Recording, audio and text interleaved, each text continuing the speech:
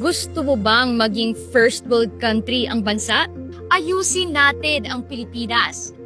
Sabi ni Pastor Apollo C. Quiboloy, dapat first world din ang ating mga infrastructures.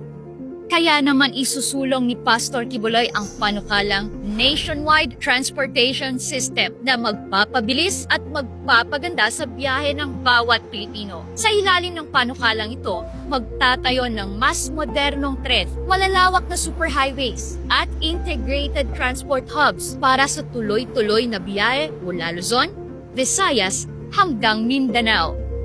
Ang resulta? Mas mabilis na biyahe, mas maunlad na negosyo, at mas maraming turistang maaakit sa ating bansa. Marami ang nagdududa. Marami ang nagsasabing imposibleng mangyari ito. Pero sabi ni Pastor Quiboloy, yes, it's doable.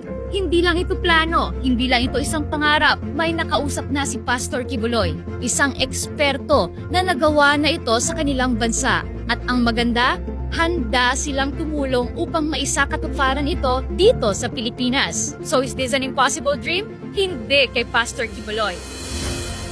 At ito ang kaibahan niya sa ibang kandidato. He has faith. Kaya naman Pilipinas, panahon na para sa isang world-class na transport system. Suportahan natin si Pastor Apollo C. Quiboloy sa Senado para sa mas mabilis, ligtas, at maayos na Pilipinas. Number 53 sa balota.